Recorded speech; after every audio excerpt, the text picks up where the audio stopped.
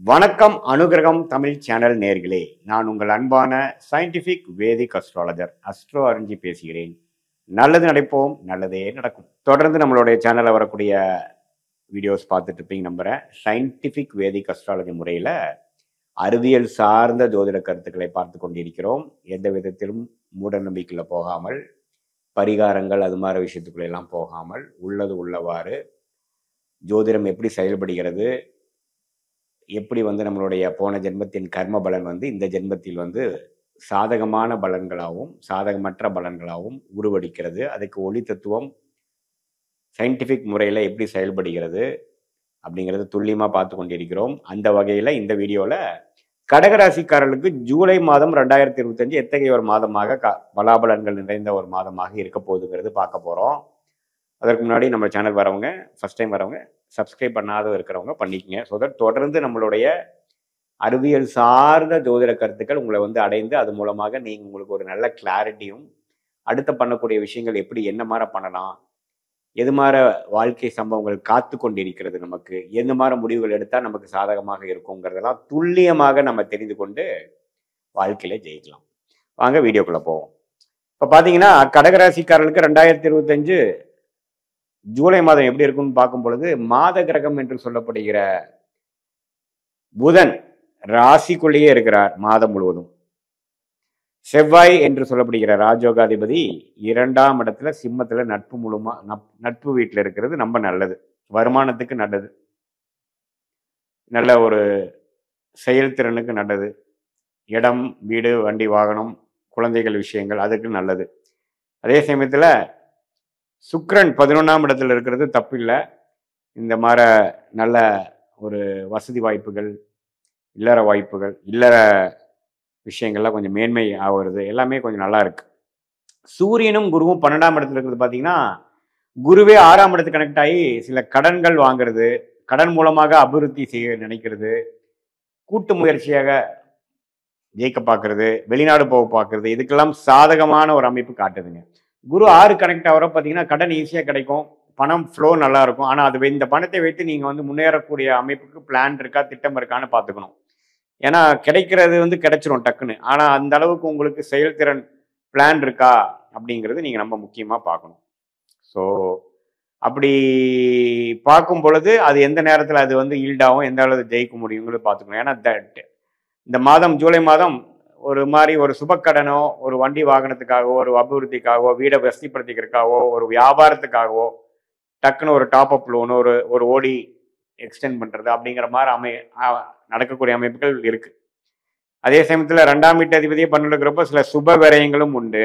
சில விஷயத்துக்காக நம்ம செலவு பண்ணுறது, கொஞ்சம் பணம் விரயங்கள் ஆகிறது இருக்கு. கொஞ்சம் கவனமாக இருக்கணும், எதுக்கு செய்யறங்கிறது பார்த்து செய்யணும். அதே சமயத்தில் சனி உங்களுக்கு அஷ்டமத்தில் இருக்க சனி 9க்கு போய் 3 மாதம் ஆச்சு. அது நல்ல அமைப்பு தான் இருக்குது. தகப்பனார் விஷயத்தில் கொஞ்சம் கொஞ்சம் உடல்நிலை கோளாறுகள் வரலாம், பார்க்கணும். ராகு கேதுகள் 8-1 இருக்கிறது வருமானத்தை தேடுற விஷயத்தில் நம்ம கொஞ்சம் ஆர்வமாக இருக்கக்கூடிய அமைப்பு தொழிலதிபர்கள் கண்டிப்பாக கொடுக்குது. மாணவர்களுக்கு பார்த்தீங்கன்னா ராசிக்குள்ளேயே புதன் வரனால நல்லாவே படிக்கக்கூடிய அமைப்பு, கிளாரிட்டி கொடுக்கக்கூடிய அமைப்பு, கொஞ்சம் நுண்ணிக்கமாக நம்ம என்ன படிக்கிறோம், ஹையர் ஸ்டடீஸ் என்ன பண்ணணும், என்ன ஃபீல்டில் போகலாம் அப்படிங்கிறதெல்லாம் கொஞ்சம் முடிவெடுக்கக்கூடிய தன்மையை கொடுக்கக்கூடிய அமைப்பு இருக்கு.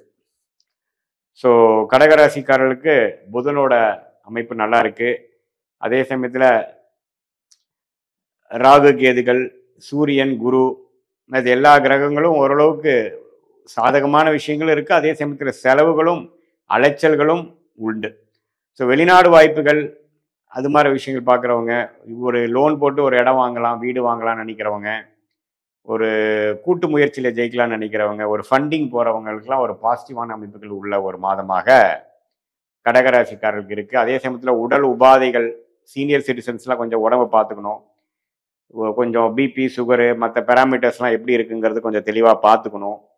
கொஞ்சம் பேராமீட்டர்ஸ் நமக்கு தாண்டி போகும்பொழுது நம்ம மன உளைச்சல் ஆகாமல் கொஞ்சம் எப்படி அது கரெக்டான ட்ரீட்மெண்ட் என்னங்கிறது கொஞ்சம் பார்த்துக்கணும். அதெல்லாம் கொஞ்சம் முக்கியமான ஒரு விஷயமாக எனக்கு படுகிறதுங்க. மற்றபடி பார்த்தீங்கன்னா கடகராசிக்காரருக்கு அஷ்டம சனியிலேருந்து வெளியில் ஒரு புதிய டைரக்ஷனில் போகும்பொழுது சில அபிவிருத்திக்காகவும், சில வாழ்க்கை மாற்றத்துக்காகவும், வாழ்க்கையின் கட்டாயத்துக்காக சில ஃபினான்ஷியல் விஷயங்கள், குடுக்கல் வாங்கல், சுப விரயங்கள் செய்து அது மூலமாக பொருள் ஈட்டி அது இன்னொரு இடத்துல இன்வெஸ்ட் பண்ணுறது, லோன் மூலமாக சில பண்ணுறது, வெளிநாடு போக ட்ரை பண்ணுறது, எஜுகேஷன் லோன் வாங்குறது, அது மாதிரி சில விஷயங்கள்லாம் ரொம்ப பாசிட்டிவாக நடக்கக்கூடிய அமைப்பு. இதுவரையே வந்து நடக்காத விஷயங்கள்லாம் கொஞ்சம் பாசிட்டிவாக நடக்கும். அதே சமயத்தில் ரியல் எஸ்டேட்டு அது மாதிரி இருக்கிறவங்களுக்கு ரொம்ப நல்லா நடக்கும். ஒரு உங்களுக்கு பிடிச்ச கட்டடம், பிடிச்ச ஒரு இடம் கிடைக்கும் ஃப்யூச்சரில் அது பிஸ்னஸ் பண்ணுறதுக்கு. அது மாதிரிலாம் நல்ல ஒரு அமைப்பு கொடுக்கக்கூடிய, அதே சமயத்தில் 8ஆம் இடத்துலேயே ராகு வந்து குரு பார்வை பண்ணுறதுனால கொஞ்சம் அந்நிய சூழ்நிலை, ஒரு நார்த் இந்தியன் ட்ராவல் போகிறது, ஒரு அந்நியர் மூலமாக கொஞ்சம் பெனிஃபிட் ஆகிறது, அது மாதிரி விஷயங்கள்லாம் இருக்குது. நைட் நேரத்தில் வந்து ட்ராவல் பண்ணுறதை கொஞ்சம் அவாய்ட் பண்ணிக்கங்க. முடிஞ்ச வரைக்கும் பார்த்தீங்கன்னா டே டைமில் எல்லாமே கொஞ்சம் பண்ணக்கூடிய அமைப்புகள் பண்ணுங்கள். ஸோ இது கடகராசிக்காரர்களுக்கு பொதுவாக பார்க்கும்பொழுது அஷ்டம சனியிலேருந்து நல்ல ஒரு பிரேக் ஆகி வாழ்க்கையில் நல்ல மாற்றத்தை கொடுத்து அடுத்த நியூ டைரக்ஷனில் போய் ஒரு அபிவிருத்தியை நோக்கி மாணவர்களாக இருந்தாலும் சரி, இல்லத்தரசிகளாக இருந்தாலும் சரி, ஒரு டெவலப்மெண்ட் ஓரியன்டாக இதுவரை கடந்த 2 வருஷத்துக்கு கம்பேர் பண்ணுறப்ப இப்போ கொஞ்சம் வேறு டைரக்ஷனில் போய் கொஞ்சம் நம்ம ஜெயிக்கலாம், let's get a move on in our life அப்படிங்கிற மாதிரி ஒரு அமைப்பு கண்டிப்பாக கொடுக்கக்கூடிய மாதத்தில் முதல் 2-3 மாதத்தில் ஜூலை மாதமும் அடங்குதுங்க. ஸோ அதனால் கொஞ்சம் செலவுகள் அதிகமாக இருக்கிற மாதிரி வந்தாலும் முன்னேற்றத்தை நோக்கி தான் போகக்கூடிய அமைப்புகள் பொதுவாக அமைப்புகள் வந்து கோச்சாரத்தில் வந்து கடகராசி காட்டுது.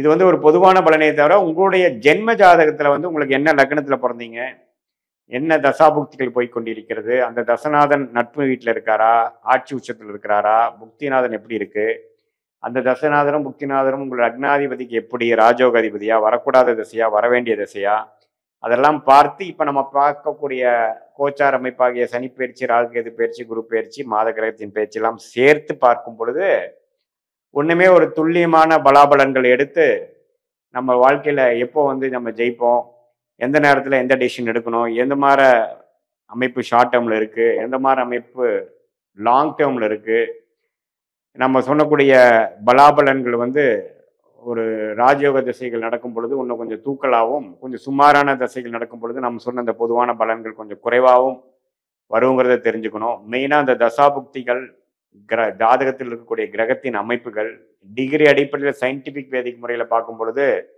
ஷார்ட் டேர்ம் லாங் டேர்ம்லாம் எப்படி இருக்குது, நம்மளுடைய ப்ரொஃபஷனல் லக்கியான ப்ரொஃபஷன் என்ன, எந்த நேரத்தில் வேலையை மாற்றுறது நல்லது, எப்போ நமக்கு வந்து பிஸ்னஸில் டெவலப்மெண்ட் உண்டு, எப்போ நமக்கு கல்யாணம் நடக்கும், எப்போ காதல் கைகூடும், அது மாதிரி சில விஷயங்கள்லாம் நுணுக்கமாக நம்ம பார்த்து இந்த கோச்சார அமைப்போடு சேர்த்து பார்க்கும் பொழுது இந்த இந்திய வேத ஜோதிடம் சயின்டிஃபிக் முறையில் பார்த்து அது மூலமாக தக்க முடிவுகளை எடுத்து நம்ம வாழ்க்கையில் நம்மளுடைய கர்மாவோட சேம் டைரக்ஷனில் நம்மளுடைய செயல்பாடுகளை அலைன் பண்ணும் பொழுது நம்ம அருமையான பலன்கள் எடுத்து தேவையில்லாத சமய விரயங்கள், தேவையில்லாத பொருள் விரயங்கள்லாம் செய்யாமல் வாழ்க்கையில் எளிதில் நம்ம வெற்றி பெற முடியுங்கிறத நான் சொல்லிக்க விரும்புகிறேன். மீண்டும் மற்றொரு காணொலியில் சந்திப்போம். நன்றி, வணக்கம்.